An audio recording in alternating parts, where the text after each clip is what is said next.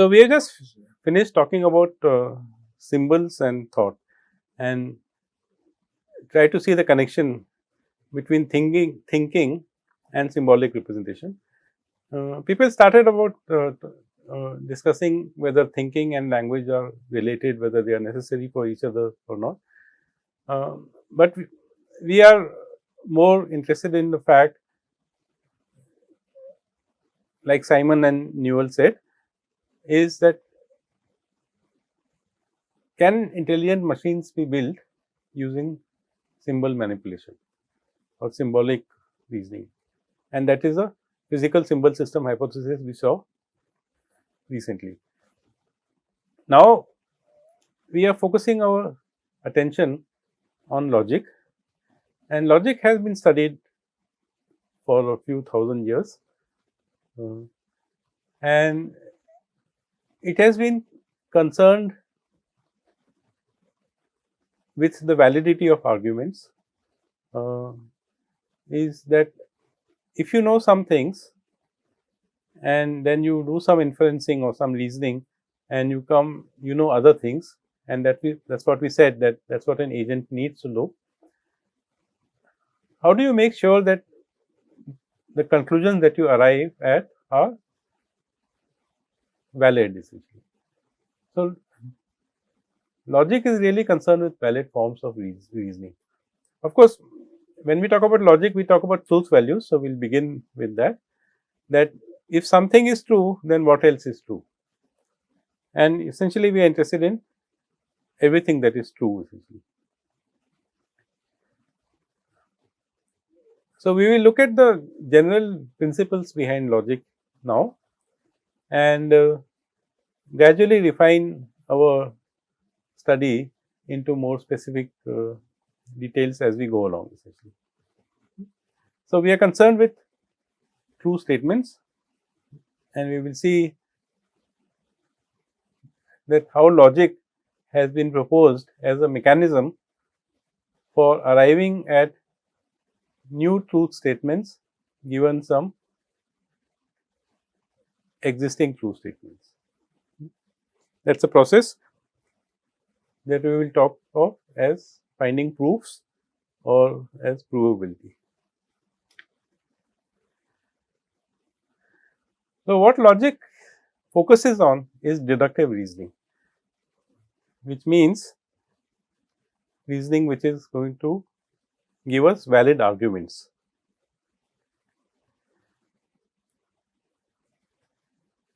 As we said, logicians were focused on reasoning much before the advent of computers. With digital computers and our interest in AI, the focus shifted to representation, because we want to represent everything, all the knowledge that a machine needs to know or an agent needs to know. So, representation is important. We will come to representation, of course, that is the main thrust in this course, but we will begin with logic, and we will see what are the kind of mechanism, what is the kind of machinery that we can build for doing deductive reasoning. We will define what is deductive reasoning, and we will look at some reasoning which is not necessarily deductive. Jumping to conclusions, for example, is not deductive. It is called inductive reasoning, and that is what machine learning is all about.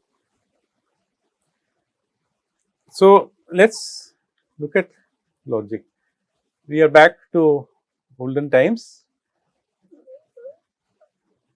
Leibniz was interested in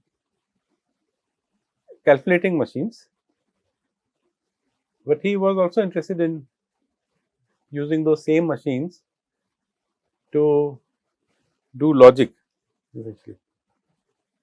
So, he believed that much of human reasoning could be reduced to calculations of a sort, and that such calculations could resolve many differences of opinion. One of the reasons that logic was developed or evolved was, if people are arguing, then how do you decide who's right and who's not right, essentially. Not a very easy task, but that was the motivation behind logic. What are the inescapable conclusions that you can draw from what you know? So, what Leibniz says is that the only way to rectify our reasonings is to make them as tangible as those of mathematicians, because mathematics was always considered to be a esoteric art or science. And he says that so that we can find our error at a glance, essentially. It's very easy to see where you have made a mistake in when you're doing sums, for example. And we should be able to spot our mistakes in arguments also, with similar ease. And that was the goal that he was interested in. And he says that when there are disputes among persons, we can simply say, let us calculate without further ado to see who is right, essentially. It would be nice if everybody would resort to this way of solving arguments. So, his goal was to find a foolproof mechanism which could be used to unambiguously decide who was right when people were arguing, essentially. Now, if you study Indian logic, and we will not have time to study Indian logic in this course very much, but you can see that a lot of Indian logic was also based on this formalism of arguments. So, this principles of arguments known as Tark Shastra was developed independently in the 17th century by Anna Bhatta in his treatise called Tark Sangraha. So, there is a lot of work in Indian logic, but we will not have time to go into that very much.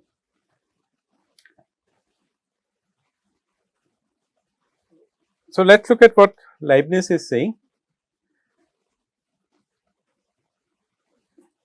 He works with these two following principles, which he applies not only for logic, but also for his whole philosophy of thinking. He says that all our ideas are compounded from very small number of simple ideas, which form the alphabet of human thought, he said. It's interesting that when George Boole introduced Boolean algebra to us, his book was also called Laws of Thought, basically. So, people were concerned as to what is thinking, how are we humans, thinking, and that kind of stuff. He says that complex ideas proceed from these very simple ideas by a uniform and symmetrical combination analogous to arithmetic multiplication. So, he had this very esoteric idea of saying that we can represent concepts using prime numbers. So, every prime number would stand for a particular concept. So, for example, if I say 3 stands for red, and if I say 7 stands for flower, then I could say that 21, which is the product of 3 and 7, stands for the red flower, basically. So, if you could have prime numbers to represent properties or characteristics in the real world, then you could describe an element using just a number, and you have to only factorize the number to find out what the properties are, basically. So, if I say 21, then you know that I am talking about a red flower, because this 21 is the product of 3 and 7. That was Leibniz's idea of composing everything from a very small number of simple ideas, and he wanted to invent something called the universal calculus. But this idea of prime numbers is interesting, but difficult to implement, and moreover, how would we know what 3 stands for, how 7 stands for, and so on. So, that is another thing that one would have to worry about. So, let us look at formal logics.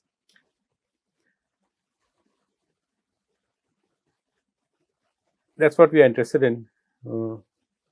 That is what we are going to begin with. We are going to use logic as a language for representation, and of course, then logic will also give us a machinery for reasoning. So, logics are formal languages with well defined rules for manipulation of representations. We will use the term knowledge base to stand for a set of sentences in a given logic language. At this moment, we are not concerned with what is the language we are using, what is the formal language we are defining. We will do so as we go along. But the knowledge base is basically a set of sentences that are expressed in some given logic language. The family of logics or the family of languages used in logics are quite a few. We will see a glimpse of what kind of things are, what kind of languages exist, and they vary with expressivity. How much can we express using this particular language? As you might expect, expressivity comes at a cost.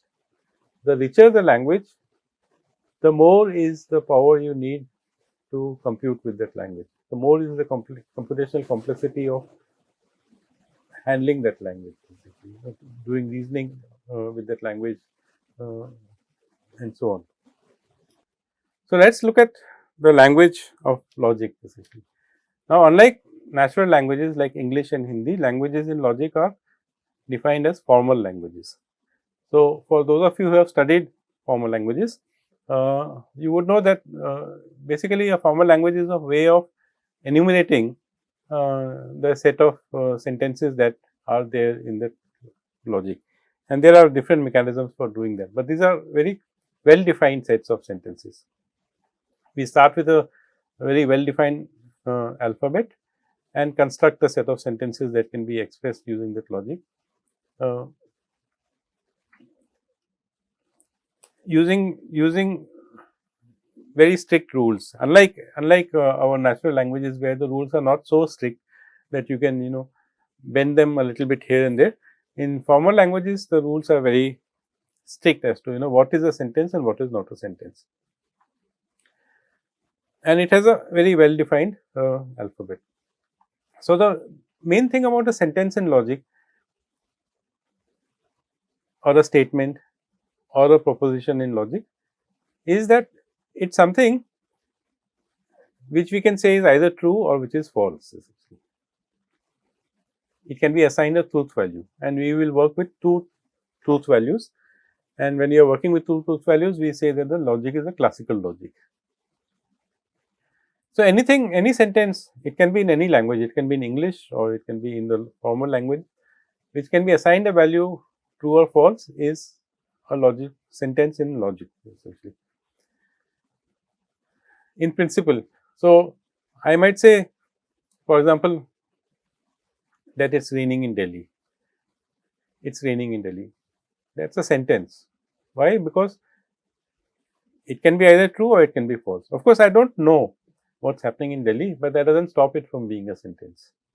So, if in principle you can assign a truth value, then we will call that as a sentence. Then my favorite example is that of chess.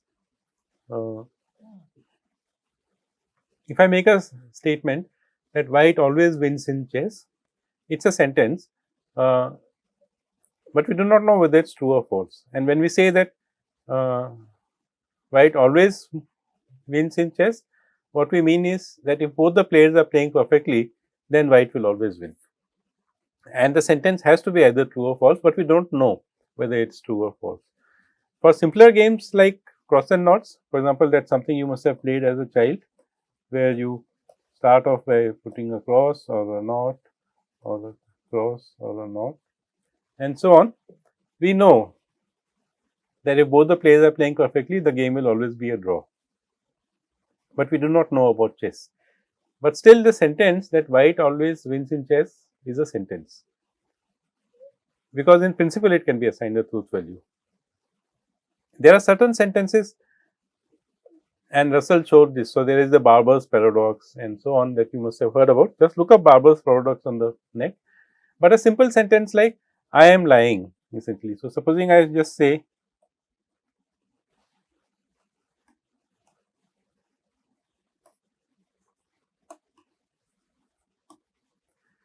can this sentence be true or false in principle? The answer is no, because if it is true, that means I am telling the truth, but it says that I am lying. So, just think about this. and that's a some sentence which even in principle cannot be assigned a truth value. So, that is not a sentence. Then there are other things like question marks. Can you tell me your name? That's not a that's a command or a question mark. It's not something which can be true or false. So, sentences are those which can in principle be assigned values which are true or false, and we are dealing with classical logic uh, in this course mostly. And in classical logic, there are only truth values, one is true or one is false. But there are other logics that people have worked with. So, for example, there are 3 valued logics in which the additional category of indeterminate or maybe it's true, maybe it's false and things like that, but those are different kind of things. Then there is fuzzy logic, which is a name you must have surely heard, where the truth value is in a continuum of values between 0 and 1. In classical logics, it's either false, which is 0, or true, which is 1. In fuzzy logic, it can be anything in between. So, if I say Mary is tall, is the sentence true? Well, obviously, it depends on Mary's height, but it also depends on what do you mean by tall. So, can we fix a height? Can we say 6 feet is tall? Then what about 5 feet and 11 and a half inches? Then is that person tall or not? It's difficult to see.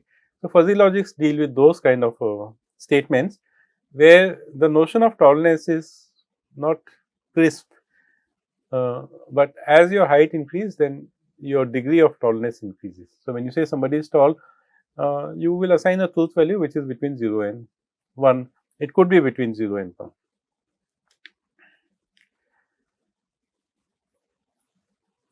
A sentence in logic or classical logic or any other logic also has a meaning. It denotes something essentially. So, when I say that the clouds are dark, it is a sentence in English language, but it has a certain meaning essentially. So, likewise, sentences in logic also have a certain meaning, but both truth values and meaning are in the human mind.